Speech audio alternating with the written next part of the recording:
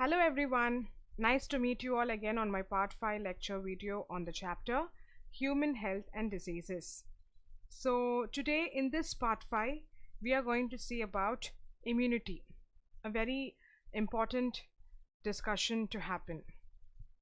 So you can ask me what kind of questions can be expected when it comes to NEET. So as I already mentioned, you can expect some 3 to 4, sometimes it is even 4 to 5 questions from this particular chapter, and mostly it is in the form of match the following, or it is a question on diagnostic measures that are carried out for a particular disease. How can you identify? Or sometimes it is like pick the right statement. So now when it comes to this part, exclusively when we talk about immunity, you can expect questions from the physiological barriers that we have naturally in our body which act as our immune system. Then you can expect questions from autoimmune diseases. So these are the areas that you need to concentrate. So today we are going to discuss immunity in detail, right? So so we must have heard people telling you, right, when people fall sick often, or when the people they get disorders or symptoms or signs, very often you hear people telling that she's weak, her immune response is very weak. So what is this immunity basically? The term immunity refers to the resistance. Okay, what do you call this as? It is also called as resistance. Very, very important. Refers to the resistance that is exhibited by the host towards any kind of injury, or it can be any kind of disorder, especially when we are externally attacked, right? Because the disorders, the signs, the symptoms, all that we get is from some external force or some external antigen that enters our body, which causes this. So the term immunity refers to the resistance that is exhibited by the host when something foreign enters our body, and we basically show signs and symptoms after the entry, right? So you can also tell this as a protection against infections or diseases, okay? And how your immune response happens. Sometimes for people, those who already have some disorder or disease, like let's take the people who have HIV. So here the person is already very weak because he is already attacked with HIV. The immune response will be in a very suppressed rate. So it becomes an opportunity for the other infections outside to gain entry into him. So it's a very easy access. So you can also say its immunity can be termed as a protection against infections, right? So now we will see in detail what it is. I just want to give you an introduction about immunity. So it's a resistance, or it's a protection against a body or an organism towards something foreign. Okay. So here you have the right definition here. So what is the definition given here? Living beings act as the host, right? It's not just humans, any organism, okay? Any organism for the matter. Even plants are affected with disease, even animals are affected with disease, humans are affected with disease. So living beings act as host for several organisms such as virus, bacteria, fungi, etc. to grow. However, they have evolved several mechanisms and have developed an ability to resist. So here you can see the word resist and destroy the infectious agents. And this ability of resistance, the protection that we show against certain disease, certain organisms, certain microorganisms that are entering our body, and that mechanism you call that as, or that ability you term it as immunity. Okay, and immunity can be of two types. One is innate immunity and the other is acquired immunity, right? So you can ask me, what is this innate? Innate means inborn, and the other name for innate immunity is native immunity, they tell. What is the other name? Innate immunity is also called as native immunity. Innate or native immunity is a resistance to infections which an individual will possess by virtue of his genetical and his constitutional makeup. Okay, so I said they are inborn. You already have those immunity power or immune power from your side. So now what is acquired? How can you describe acquired immunity? See, acquired immunity is the resistance of an individual which he or she acquires during their lifetime. Okay, so this is something that they acquire during their life. Okay, during their life. I think so far it went well. So let's move on to the next part. So here you have a clear chart which clearly explains you the immunity. So as I already said, immunity is classified into innate, which I said is inborn, and acquired. As we grow, the environment, the society that we are in, the people that we are along with, all that talk about your acquired immunity, right? If suppose the person who you are residing with gets often cold, you also have the chance of getting it. So that is all we are going to see. So as I already said, innate immunity is the one, where the individual will possess by virtue of his genetical and constitutional, okay, constitutional makeup. Okay, clearly remember it. It depends on these two things. So here you have under innate immunity, external defense, internal defense, active, that is the own antibodies at your body. Okay, it's classified into external and internal, while acquired, if you see, it is classified into active and passive. We will see that in detail. Next, active immunity, that is they are considered as own antibodies, and passive are ready-made antibodies. Own antibodies is where the person or the individual, when he or she encounters that particular disease, the own body, the own itself will produce the antibodies against the antigen. So the generation is from within. Ready-made, if you see, they are like vaccines. Okay, they are given to you orally or by injection. You understand the difference? So here active, if you see, it is again classified into natural and artificial. Passive is again classified into natural and active. So under natural, you see exposure to infectious agents. So when we are exposed to something foreign, the body itself will generate, your immune system will act against it and it will produce antibodies. And artificial is by immunization. Natural is by maternal antibodies, that the antibodies that is transferred from the mother to the fetus. You can take that as an example. Antibodies from other sources. So where we have, we incorporate horses, cows in the, where we help them to generate antibodies for us, right? So the source is different here. So that is what they are mentioning here. Fine. Next. So now we are going to go detail in innate immunity. So as I already said, innate immunity means inborn. Okay, naturally they have the immune power. So innate immunity is non-specific type of defense that is present at the time of birth. Okay, innate immunity may be considered at the level of the species, race or individual. Okay, it is non-specific as it is indicated here. And here if you see, there are certain factors which help in innate immunity. Okay, that's what they are saying here. So as already it is given here, this is accomplished by providing different types of barriers, okay, to the entry of the foreign agents into our body. And these foreign agents, in scientific terms, you call it as antigen. So now we'll discuss all this in detail. Innate immunity consists of 4 types of barriers. What are the 4 types of barriers? Physical, physiological, cellular and cytokine barriers. Okay, we'll see them one by one.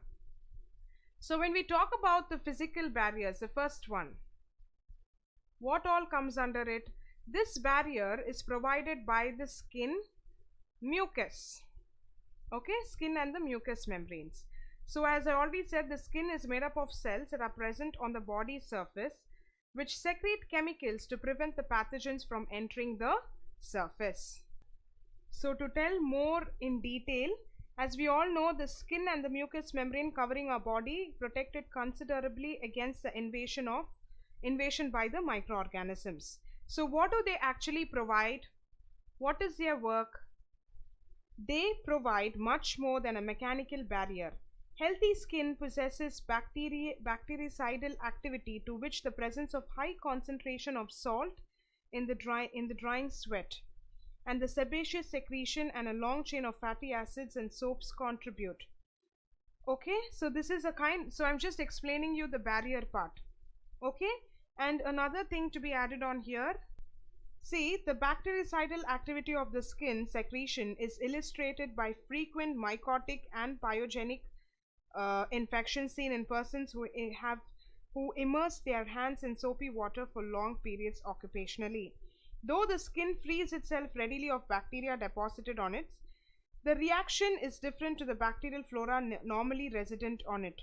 Resident flora are not easily removed even by washing and application of disinfectants. So a point to be noted here is, see, we all have microorganisms in our body, and they seem to be living in a symbiotic association with us. They do not affect us, but they only kind of help us. Okay, there are microorganisms in our intestine, on our skin. So what they're telling in the last part is that even after the application of soap and disinfectants, the bacteria that are already residents on us, okay, which are already prevailing on us, will not leave. Okay, they kind of not washed off. So that's what they're trying to say here. Another thing to be added on here, where you can add more few points about the mucus. So where do you find this mucus? It is associated with the respiratory tract, and it has several innate mechanisms of defense. So as we all know, we have mucus in our nose. What does it do? It prevents the entry of the microorganisms to a larger extent. Suppose when you inhale any particles which are not, related to your body, it kinds of eradicates it, right? It gets arrested or at the near the nasal orifices, those that pass beyond and held by the mucus lining in the epithelium. We all know we have a mucus lining in the epithelium, and they are swept back to the pharynx, which then tend to be swallowed or coughed out.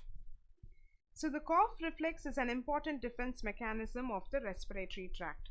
So when we cough out, there are many microorganisms coming out of our body. That is why cold is contagious, they say. You seem to eradicate, you're eliminating from your body the microorganisms which is not related to your body.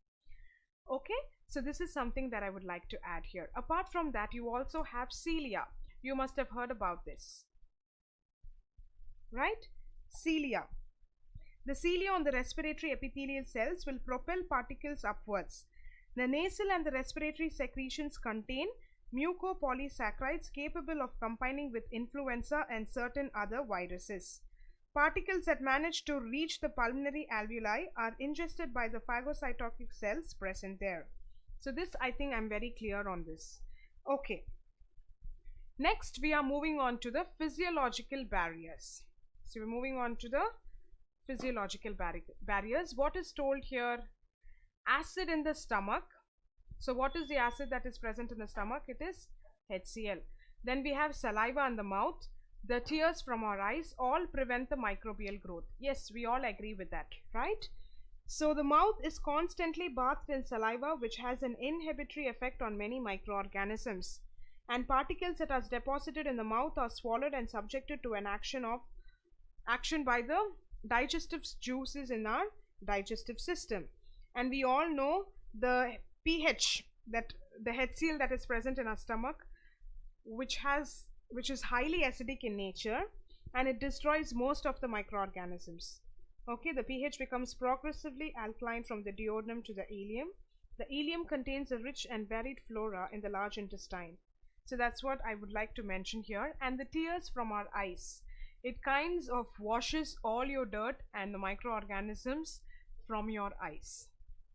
Okay, next we are moving on to the cellular barriers.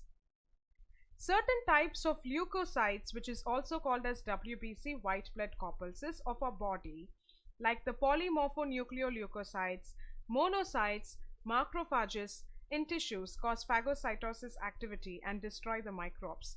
So phagocytosis is nothing but the engulfing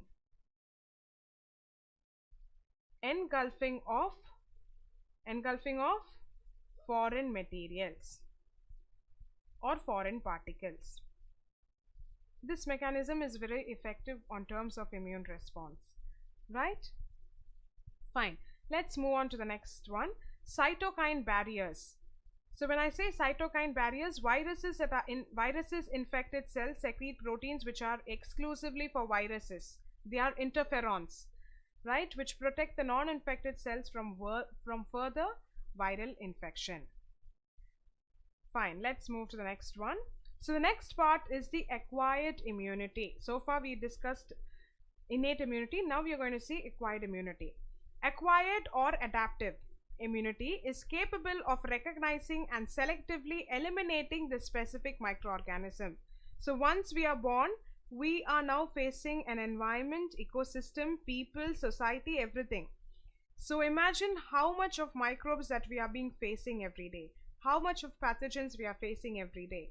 So all that recognition and selectively eliminating of those microorganisms is also done from the immune part of our body. So here if you see, it encounters a pathogen for the first time, produces a response called as primary response. Okay, subsequent encounter with the same pathogen elicits a highly intensified secondary or anesthetic response. So you must ask me a question here. Now people, those who get chicken pox, they don't get it again. It's very, very rare, and sometimes they don't get it again.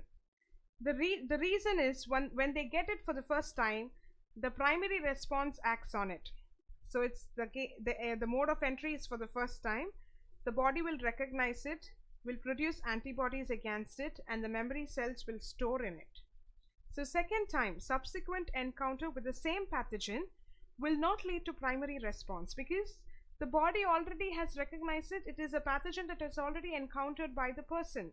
So automatically it will move into the secondary or anesthetic response.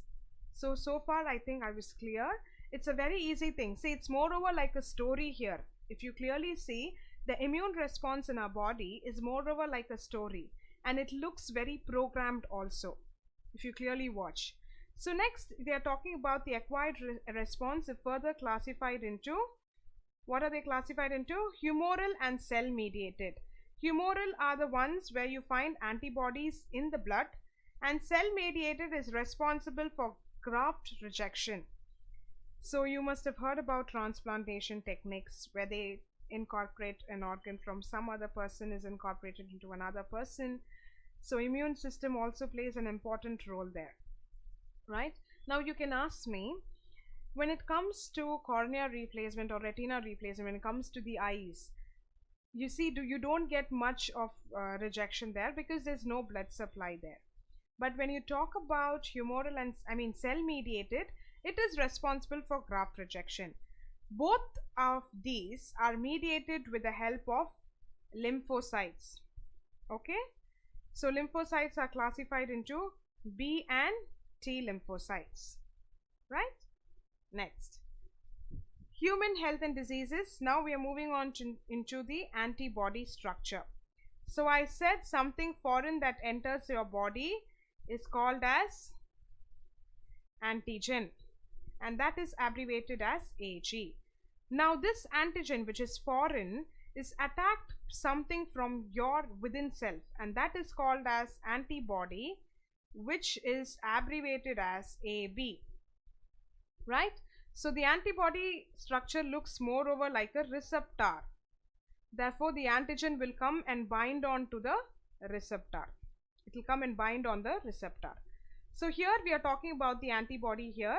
The B lymphocyte produce an army of proteins. As I already said, when I talk about lymphocytes, they are of two types, B and T. So the B lymphocytes produce an army of proteins in response to the pathogens into our blood to fight with them, and these proteins are called as antibodies. Antibody molecule has 4 peptide chains. How many peptide chains it has? 1, 2, 3, 4. It has 4 peptide chains. So one will be 2 light chain and 2 heavy chains. So here you have the light chain and these are heavy chains. So this is a clear structure to your right side that portrays the antibody structure. Now moving on into acquired immunity, we are moving on into active and passive immunity. So when a host is exposed to the antigens, which may be in the form of living or dead microbes or other proteins, antibodies are produced from the host body, and this type of mechanism or immunity is called as active immunity. Now what do you mean by passive? They are ready-made antibodies that are directly given for the protection of the body against foreign antigens. And here if you see, it is further classified into naturally and artificially acquired active immunity, naturally and artificially acquired passive immunity. Both have the same natural and active under artificial under active, and natural and artificial under passive. We'll see in detail. So here, before we go into vaccination, we will discuss this natural and artificial of active and natural and artificial of passive. So when we talk about the terms of active immunity, it is the resistance developed by an individual as a result of antigenic stimuli, and I already said this is also called as adaptive immunity. This represents an adaptive response of the host to a specific pathogen or an antigen. So here if you see the resistance that is transmitted to a recipient in ready-made form, you call it as passive, right? Here the recipient immune response plays no active role. Very important to be noted here. When we talk in terms of passive immunity, as I already said, it is ready-made. Okay, so the mechanism of the host has nothing to do. It doesn't play an active role there, because you're giving in the antibodies directly without any antigenic stimuli. So here you find no antigenic stimuli. Instead, you have preformed antibodies which are administered. There is no latent period in passive immunity, and the protection being effective immediately after passive immunization, because the antibodies which are incorporated into the person will have an immediate effect. It is understood very clearly here. The immunity is transient, usually lasting for days or weeks, only till the passive transmitted antibodies are metabolized and eliminated, and you find no secondary response occurring in passive immunity. Okay, and if I have to tell more in detail about active immunity, so I would like to give you an example of active immunity here. So imagine a person who has recovered from an attack of measles. Let's take measles here. Okay, imagine a person has recovered from that particular disorder. He develops a natural active immunity there because there was an antigenic stimuli, antibodies were given against it, and you have a natural mechanism there. The large majority of adults in the developing countries will possess natural active immunity to polio due to the repeated inapparent infections with the polio virus during childhood. Such immunity will be long lasting. When compared to active and passive, the long lasting one is the active and not the passive one.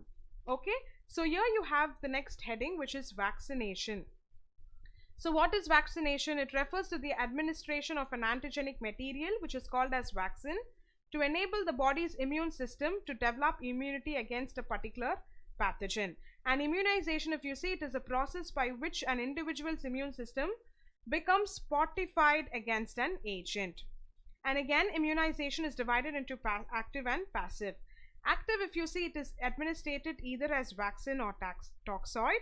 And when I talk about passive immunization, it is established by administrating the immune serum or the gamma globulin. Okay, we will see this. Next, we have allergies. The exaggerated response of an immune system to certain antigens present in the environment is called as allergy. What is allergy? It is also called as hypersensitivity in scientific terms. The exaggerated response of an immune system to certain antigens, that is something foreign that enters your body,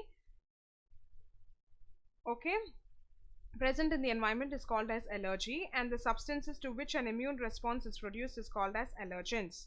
Common examples of allergens will include dust, pollens, very common. What are the symptoms that you can experience? Sneezing, watery eyes, running nose, and difficulty in breathing. Allergy is due to the release of chemicals like histamine and serotonin from the mast cells. And what are the drugs which can be incorporated here? You can use antihistamine, adrenaline, steroids, which are used to reduce these allergic conditions. Next, we are going to talk about autoimmunity. Auto means automatic, where the immune system will lose tolerance to some of its self antigens. That is, the body will start reacting on the self cells.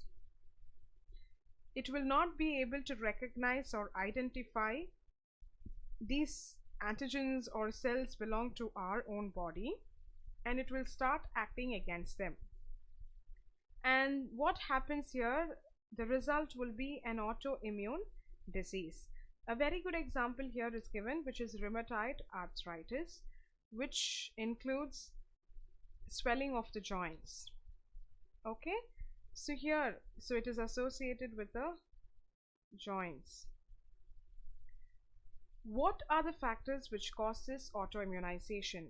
Sometimes it can be genetic factors, antigenic or molecular mimicry, failure of the clonal deletion, mutations, viral components, sympathetic neural system. So these are the factors which contribute for autoimmunization. It can be either of this. Next, we are coming to the immune system in the body.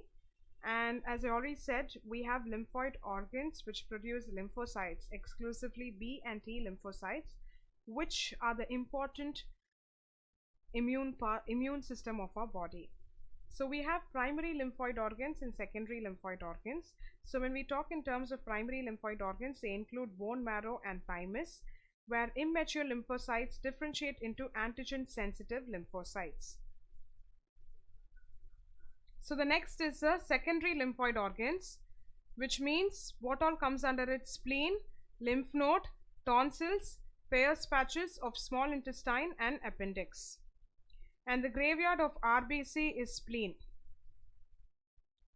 You might have this question in NEET. Graveyard of RBCs is spleen. Lymphoid tissue, it is located within the lining of the major tracts, which include respiratory, digestive and urogenital tract, and they are called as mucosa associated lymphoid tissue, which is abbreviated as MALT. So with this we complete the part 5 of human health and diseases. Today in this part 5 we discussed the immune part of it. We discussed the immunity part, where we saw about the innate, the passive immunity. We talked about humoral immunity. Then we talked about acquired immunity. Under acquired immunity we discussed the active and the passive one. Under innate immunity we discussed the barriers that we are naturally born with it, the physiological barriers, the physical barriers. So when we talk on NEET aspect, it is very important, this particular part has to be learned from your side. You can expect questions from the physical barriers, and sometimes you even have questions from the autoimmunity part. Okay, so with this we complete this part 5. Let's meet in the next part with another set of information and discussions to happen. Thank you for watching.